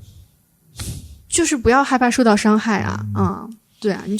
就不要害怕受到伤害，它就是一种保护表达欲的方式，就是对你的伤害产生了某种钝感，因为这些伤害会过去的。你言论，大家对你的言论上面的伤害，或者是你内心受到的这种警惕，你觉得哎呀，我今天被人家说了，明天被人家骂了，就是后天就像我说的，我被我的同学霸凌了。可是这些东西我真的4-5年之后，我就发现我已经忘记了。但是你说你丧失表达欲，它可能是一个10年或者到你人生你都不会再恢复的一件事情，所以我觉得损失更大。我觉得太大了，我觉得这是一个另一次死亡。所以我觉得很功利的时候，我觉得它就是一个不划算的买卖。如果你只是单纯的害怕经历所谓的暴力，我在这里暴力打引号，而不去说或者是去阉割你自己的表达的话，我觉得这是一个。对，这是一个不划算的买卖。对，再聊一下你的那个亲密关系啊，什么你也谈了很多，非常有意思哈。比如说我在准备我们这采访的时候，我还查了，比如说你的百度词条里面有一条叫人物关系，维基百科里面有一条叫父母，然后这里面人物关系里只有母，父连名都没有。是。然后你在赞歌里又有一句话，我当时一看我就觉得特别有意思，写的一扇沉重的铁门在江大辉面前关上，就是我爸，他在里，妻子和女儿在外，所以爸哪儿去了呢？对，因为很多人以为我是单亲家庭，就是因为我从小其实一直都是在说我跟我妈妈的关系，不太说我跟我爸的关系。我觉得有2个原因，一个原因确实是我爸爸很早就从对我的教育权和抚养方式的战争当中就落败了。因为其实我看战友能看出来，这也是我真实生活的写照。其实我爸爸他更希望我过一个他能看得到摸得着的生活，常规的。对，而不，这甚至都不是常规，甚至是可能你去外地读书这种事儿，我爸都会觉得，哎呀，这个东西只要超出他的风险认知了，他就是觉得这事儿他就不认可。所以他当时对我的想法就是让我去读，我们家是铁路家庭，所以他当时对我的规划就是我也成为一个乘务员，然后嫁给一个像他一样的乘警长，然后就过上一种他所熟悉的生活。因为你知道我这前2年过年回家，我才发现，才重新认识我爸。就我爸是一个甚至连去餐厅吃饭他都不去他不认识老板的餐厅。你说这事多奇怪。有的时候我路上看到一个餐厅，我说我们晚上过来吃，我爸就是虚应一下说好，然后晚上就带我去吃一家巨难吃的那种餐厅，然后还标巨高的价。我说为什么呀？我爸说这个老板我认识。就我不知道这是不是一种男性就是可能男性是不是更老了之后会更明显，就是他对一种秩序感和次序感的这种追求，就是他特别害怕迈出他的风险圈，对，舒适区。就像我记得之前我的书里面还写过一个事儿，就我跟我爸当时他送我到北京，然后来考试，做清华的自主招生考试，然后我就问我爸说那个爸爸清华怎么样？我爸说清华好大呀。我问我爸说北京怎么样？我爸说北京好大呀，就那更不要说带他来纽约了。就是那时候我就发现我爸对于在他生活圈以外的事情，他已经没有感知能力到就是他只能用好大这样的事情来形容。包括我要带我父母出国玩，就是我妈都是会很愿意，我爸就是会很抗拒，因为他觉得那个生活是他不熟悉的。所以我话说回来，我爸当时对我的这种教育的规划就是一个他的生活的一个复制的版本。但是我妈就是从小就让我开始写作，然后开始后来过上大家熟悉的这样的生活。所以但是事实又证明我妈这条路看起来又是对的，所以我爸他从小就在对我的教育方式的战争当中就失败了，在我7岁年前就失去了话语权。对，所以我觉得就是这是一方面，为什么我提及我爸比较少。而我觉得另外一方面是因为我觉得在我们的家庭关系里，我一直觉得因为我爸他就是一个就是怎么讲所谓的素人吧，就是他因为我妈妈还自己还写作，后来还做艺术，所以某种程度上他是一个创作者。所以他对于比如说创作当中虚构的地方、夸张的地方，就是他有一些就他知道是怎么回事儿，而且他也愿意自我暴露。人家还拿过文学的奖呢。对呀，对呀。但是我觉得我爸他在这个叙事当中，他是一个失权的状态嘛，就我爸爸没有自己的叙事权，他是失权的。那我觉得如果任由我去不断的去书写他，去叙事他的话，我觉得这个对他来说不是特别公平。那你觉得他在你身上留下了什么呢？我觉得他在我身上留下一个是长相，就我长得跟我爸一模一样，非常像。然后健康的体魄，就是我身体非常好，然后运动能力还不错，就是耐力比较强。我觉得遗传自我爸。然后我觉得还有一种，我想想该怎么说，性格上或者是我觉得性格上比较类似的地方就是，我觉得是这样，就是当然这个分两面说，就是从小其实我发现。我爸和我爸这边的亲戚身上有一个特质是我不太喜欢的，就是他们在一起呢，就是说成功没什么好的，就是说你看那个什么大明星，那种生活。因为看春晚的时候就会说嘛，说你看那个谁谁，比如说唱歌的，对，指指点点，说你看他们有什么好，他们都不能像我们一样，就是去菜市场买菜。我当时虽然只有5、6岁。我当时就惊呆了，我说去菜市场买菜是一个很大的特权嘛。所以我从小我就觉得我不要过他们这样的人生，就是不要过一种你自我确认，就是说我过的是好的，他人的生活就是看起来光鲜，但是过得都没有我们好。我不想过这种阿 Q 的生活。但是呢，我后来发现，就是我长大之后，确实这种特质在我身上以另外一种形式呈现出来。就我刚刚说的，我可能对所谓的成功人士说的话我不那么信任，以及我对他们天然没有一种很多人会有的相信、崇拜和慕强，就是我觉得对，我觉得这个是我一开始没有。所以我觉得我们家族的遗传，就这种对成功人士的轻视，就在我们不同世代上以不同的方式呈现出来。那反过来，可不可以说你妈又非常的想让你成功呢？但是我觉得我妈她当时其实对于真正的成功，其实我们一家都没有什么想象力。就我记得我很小的时候，我就问过我妈说，就你觉得我到达哪一步算到达了你的期望？因为当时我也不知道是什么叫成功，就是成功是什么？是我出门就要戴墨镜吗？我记得我刚出第一本书，我才9岁，我每天出门戴个墨镜。我说，但是并没有人认出我。就我们都是对于成功没有想象力的。然后我有问过我妈，那我妈我就发现她对于她的这种期待也是在不断的一步步往后推。比如说，她原来觉得我出了第一本书，然后就已经是非常成功了。他没有想过我会出第二本书，然后出了第二本书之后，他觉得那你又写了专栏，他就觉得这也太成功了吧。所以我觉得可能到我10几岁的时候，就我父母已经放弃说想象这个边界在哪儿了。所以我觉得我妈也没有想让我所谓的成功，她只是有一种特别朴素的愿望，就是说我爸爸特别是希望我的生活是他们生活的一种循环，而我妈妈在对抗我爸爸的这种期望，她不想我的生活是他们生活的一种循环和重复。矛盾的蒋老师在这儿有矛盾起来了。对对对，对。但是那如果是两个人这样的话，那他们之间的关系会影响到你对亲密关系的理解吗？我觉得因为我父母其实因为他们还是婚姻还是这个存续状态，就是我觉得对我有2个影响，就是一个呢是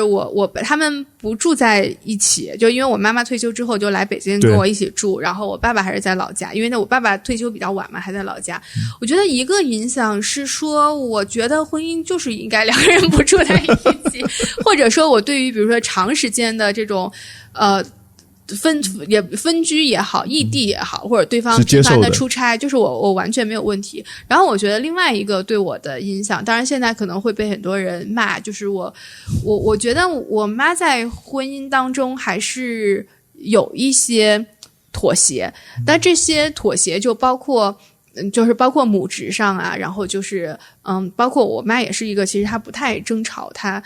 一直也都是围绕着家庭来说。那其实对于我来说，我当然不认可他这样的妥协，但是我也看到原来婚姻是需要一些牺牲的，所以我觉得这个可能也是对我的一种影响吧。然后另外我会发现就是生活的稳定性和一种我经常说道德上的确定性，我发现对于我来说还是非常非常重要的，非常重要。对，就像我妈，她之前跟我说，我觉得她说的也不完全对啊，但是她在我20多岁的时候，她就天天跟我说，她就说，人到30岁还追求爱情，是一种错误。我也说为什么？为什么呀？对，但是她的理论就是她会觉得，到30岁之后，你对于那种激情的，然后你对于这种自身魅力的这种自我确认，然后他会觉得这东西就是已经没必要你，所以当然我不完全认可他的说法，但是我觉得我妈那种对于人生确定性和道德确定感的，包括我爸也是这样，就是对我还是有非常非常深刻的影响。也在潜移默化，其实不管你认不认，但这东西对在发生作用在你身上。对对对，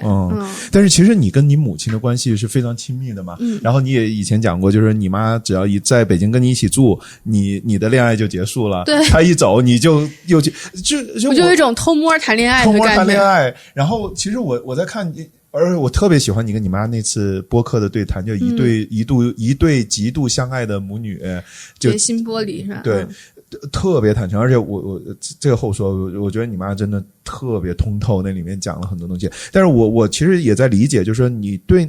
你母亲那种是一种什么样？是一种依恋吗？就是还是孩子的对母亲的那种依恋一直延续到现在的蒋方舟吗？或者成年之后的你吗？我觉得这种依恋变成了一种另外的方式，就是怎么说呢？就他并不，我觉得如果依恋，如果按我的理解，其实它更多的是一个精神上较弱的一方向精神上更强健的一方的一种依赖，我是这么理解。但是因为我妈是一个，在我小时候我就发现她是一个非常会示弱的一个人，但是她不是刻意的去示弱，她是非常作为一个妈妈，我觉得她是非常少有的，就是他能够很坦诚的向我说他的局限在哪儿。比如说他说妈可帮不了你啊，我们都是没有能力的人，你可千万不要指望我们，以及哎呀这个事儿我不知道该怎么办，就是他会跟我说他的局限，而不是要求我按照他的意志来办。那到了他老之后，就他来北京跟我之后，我觉得他的这种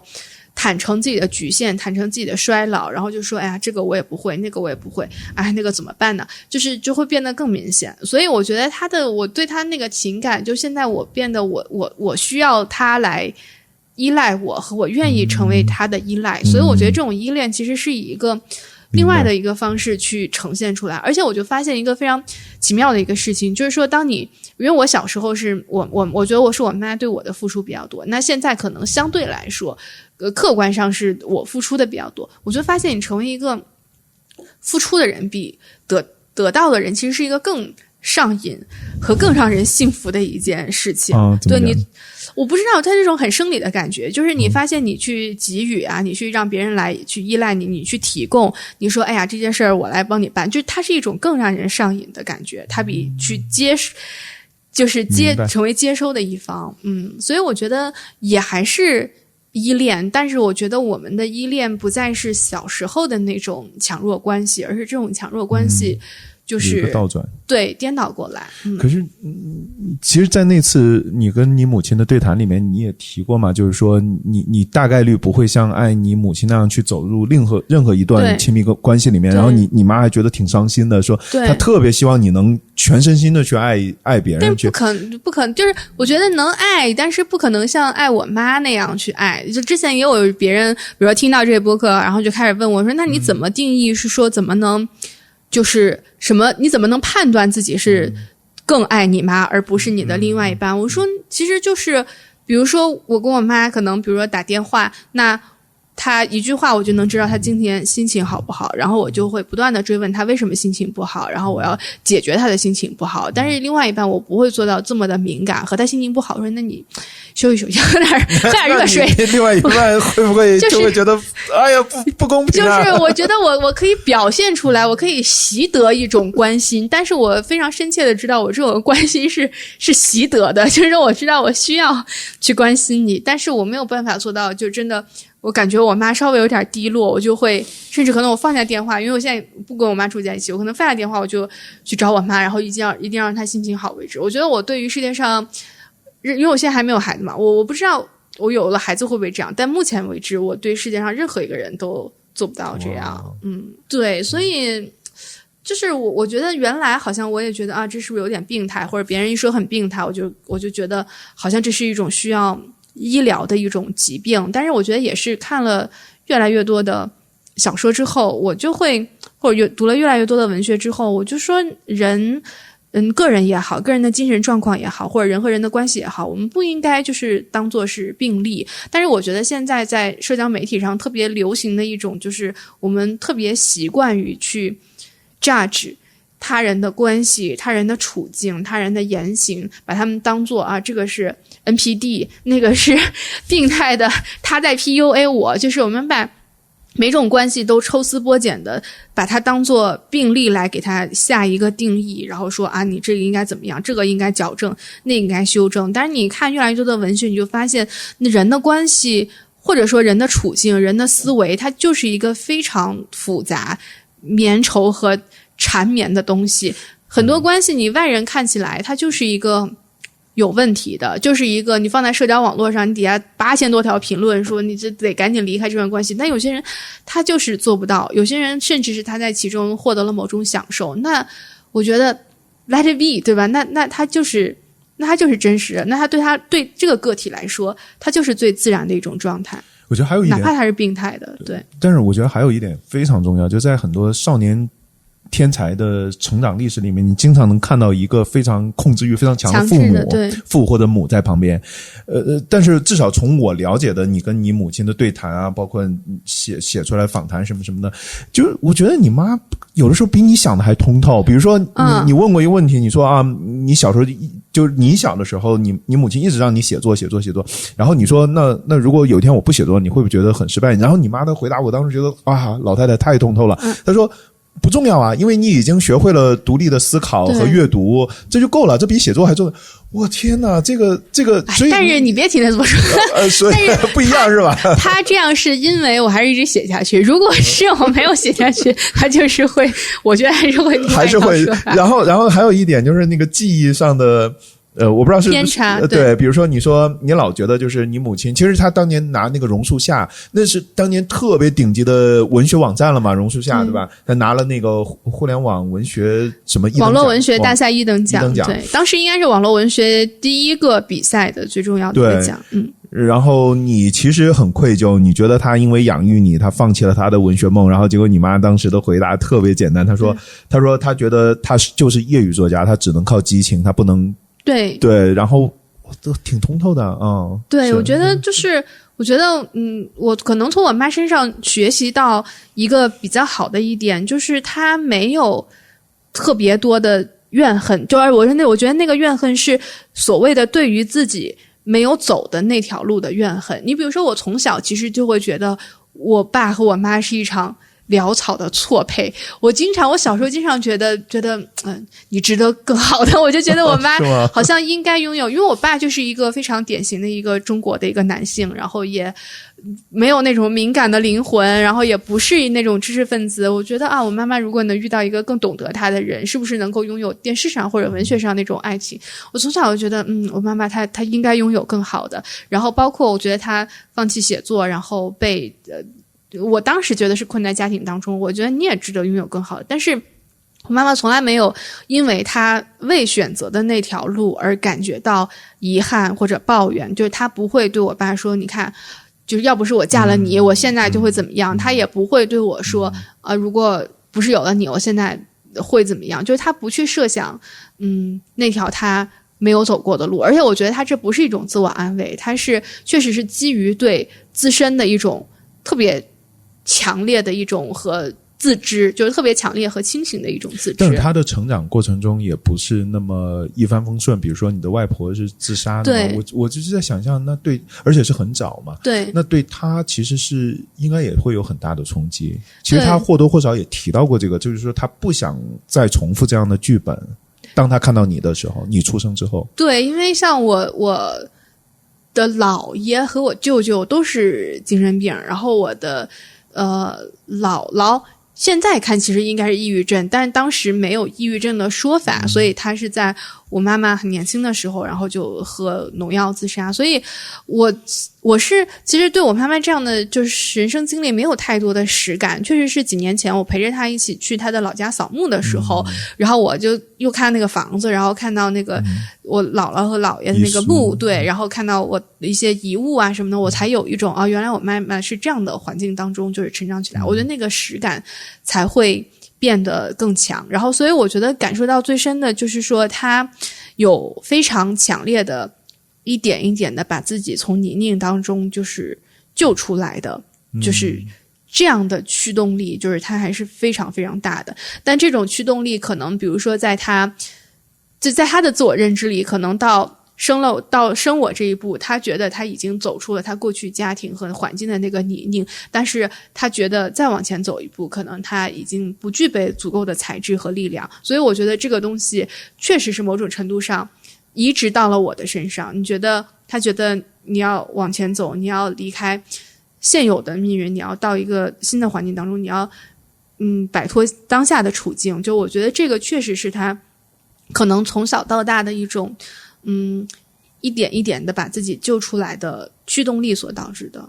包括你们那次对谈，其实谈到后面有点伤感，就是他老说他要把自己从你的生命里慢慢剥离出来，包括他追求自己的艺术创作、兼职啊什么的。真的很棒！我看了，我跟我们团队也看了，我们这帮挑剔的小姑娘们一看，哇，剪纸是这样的，因为他们想象的还是那样的传统的剪纸看到那个简直就是艺术作品的时候也很惊讶。然后你母亲，但是后面也谈到，就是说他觉得就是家里人就差不多60多岁都是慢慢的就去世了，然后他也60，虽然很健康，然后他也在做这样的准备啊，对吧？就是也希望蒋方舟做好准备，就是生命里他这是必然的。但你做好准备了？没有，我觉得现在对我来说还是一个完全不敢想的事儿。但是我妈她会意识到这个事儿对于我来说是一个很难接受的一件事情。对，因为哪怕像我妈妈和我姥姥关系并没有那么的亲密，但是像她去克服亲人的死亡，而且是最亲密的人的死亡，我觉得还是用了很长的时间。我觉得像他那个法国作家就是安妮尔诺，也是诺奖得主，他之前其实写他妈妈他陪伴他妈妈病危到去世，然后有一本书我非常喜欢，那本书的标题叫我走不出那个黑夜。就是我觉得当你目睹你最亲密的人离开的时候，你去经历这一切的时候，我觉得就会有那种你不知道这个黑夜什么时候结束。所以对于我来说，我现在就是不能去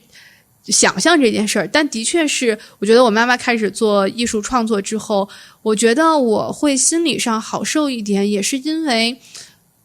我觉得我妈妈是一个非常有才华的人，虽然她自己并不这么觉得，但我一直觉得她的才华留在这个世上的物证没有那么多，然后我就觉得那以后别人怎么能知道我妈妈是个很有才华的人，也不能光靠我自己说，靠女儿的讲述。对啊，所以而且你如果去讲述她，那其实还是你自己在叙事嘛，那她的声音也被剥夺了。所以我觉得当他留下越来越多的物证的时候，我觉得至少是我自己在这方面的心结会得到一些释放吧。希望有一天能让你妈的作品在纽约来展，我可想了，我们其实认真策划过，但这是另一个故事了。对，最后再讲一讲，比如说你现在做的这样的很多工作哈，就除了写作以外的，其实你在那个一寸的发刊词里面还在感慨哈，就是说这不是一个文学的特别好的时代。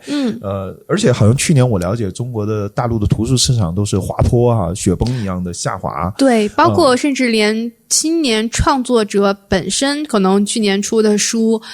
好像跟文学相关的本身也很少，我忘了是反正不超过40本吧。我觉得这其实对于一个人口这么庞大的国家来说，的确不是一个很高的数字，非常惨淡的一个数字。而且不光是文学了，整个出版行业都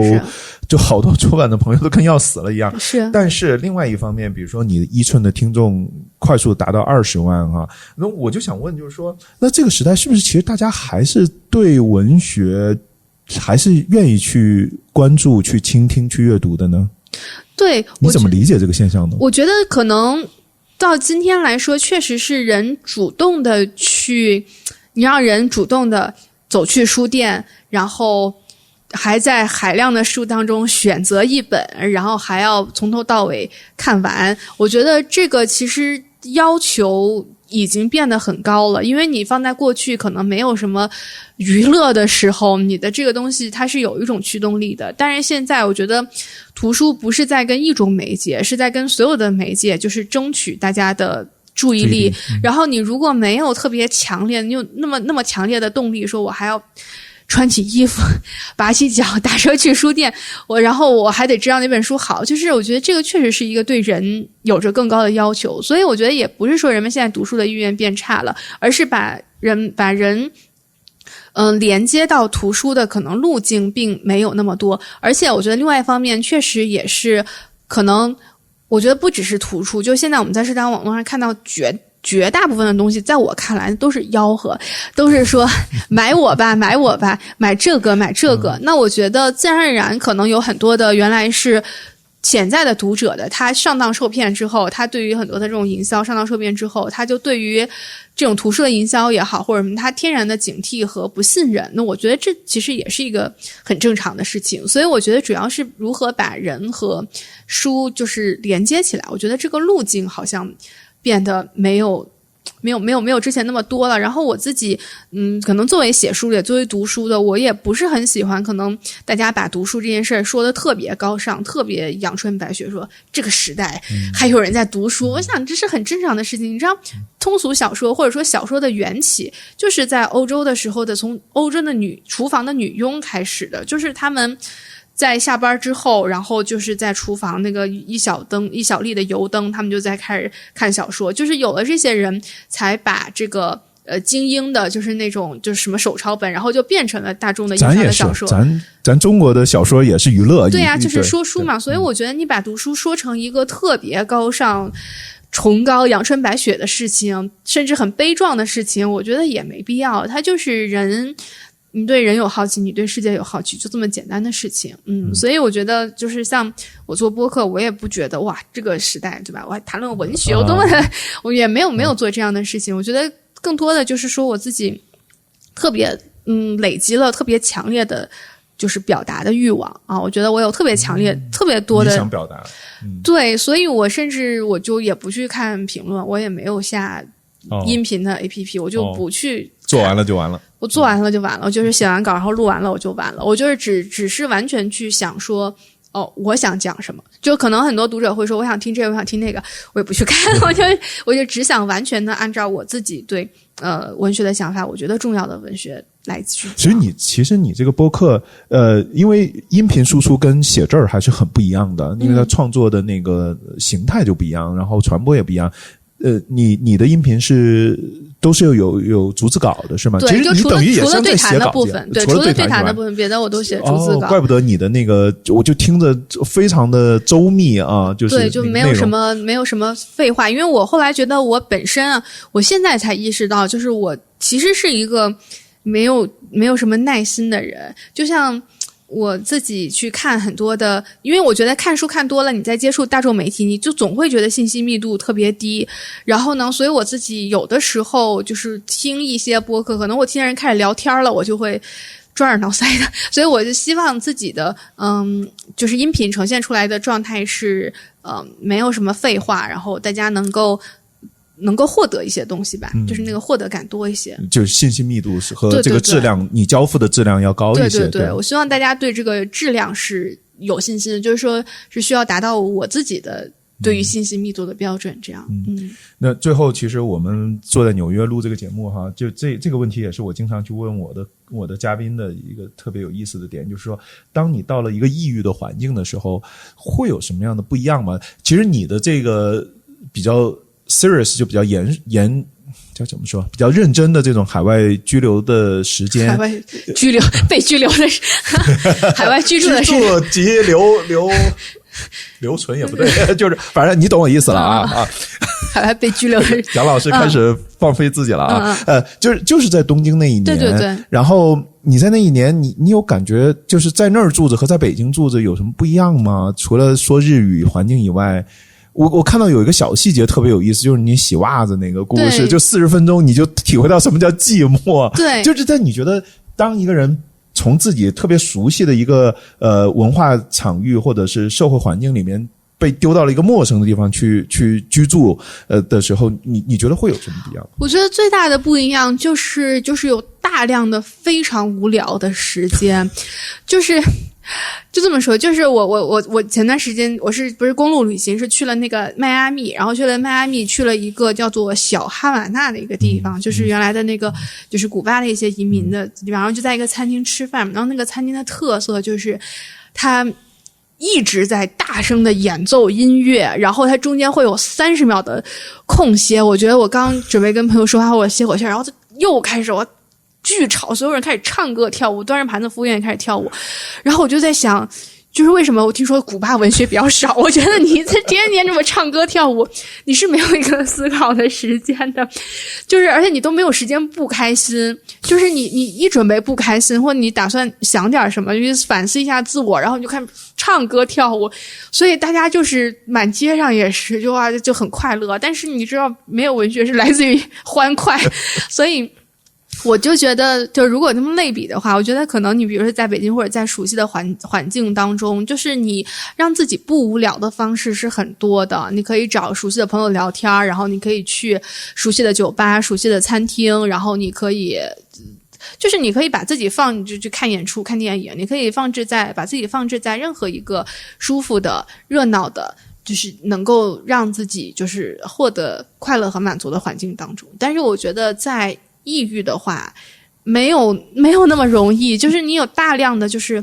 很无聊的时间。当然，我是觉得，很多的创作，无论是哪种创作，其实都是确实是来自于无聊，就来自于一种强制的无聊。为什么大家说很多的作家伟大作品都写在牢里面，就是因为真的很无聊。那我觉得对于我来说，其实也是，就是我记得我在很早之前啊，我不确定我这个记忆是否准确，我就当时那个韩寒写博客写的最多的时候，看一个采访，就说你怎么有那么多的时间写博客？因为他当时还赛车，他说因为他在参加各个这个赛车的时候经常就被去外地，然后就在一个那种小旅馆里面，然后什么招待所，3星的招待所或者就没有新的招待所，然后他们也没有事情干，所以他那时候有大量的时间去写博客。那其实你现在他就不太可能了，因为你如果拍电影的话，那其实是一个你每天都需要去应对很多人啊的这样的一个工作。所以我觉得一个很大的不一样就是你确实是有大量的非常无聊的，就是苦涩的时候，无聊的时候你被迫要填补的时间的缝隙。你就像昨天我去附近的一个就是 The Drama Bookstore， 就是一个专门是一个戏剧的一个书店。其实我只是为了拍它有个很好的一个装置，就全都是书在天花板上有一个装置，但是我就觉得我走这么老远的路，我来这儿，而且我没有任何地方可以去，我还是待一待吧。然后所以我就开始看我非常喜欢的一个剧作家的剧本，然后就看了一本又一本，然后就发现我就把这个时间的缝隙给填充上了。然后我就觉得就是这个过程其实对于我来说吧，我不知道对于其他人，对我来说还是挺重要的。就是你因为很无聊，所以你要填补这个时间的空隙，你要尽可能的让它有意义，然后有收获，然后每一个时间的颗粒是可见的。那这个过程是如果我在一个熟悉的环境当中，我没有这样的驱动力去做这件事儿，所以我觉得这个是很大的不一样。所以比如说我在东京的时候，我就大量的写日记。然后为什么这次公路旅行我就觉得稍微有点疲惫，然后以及到纽约有点疲惫，就是因为你大量时间在路上，我就没有时间去写日记，所以我就觉得有点整个人被掏空的状态。那我觉得如果是长时间，比如说住在纽约这样城市半年或者1年，就是有大量的空闲无聊的时候，我觉得那可能会有一些不一样的产出。我觉得好的，谢谢。希望有一天你也能有这样的机会在拘留上拘留成了一个梗了。呸好的很好，谢谢蒋老师，谢谢欧阳老师。好，谢谢。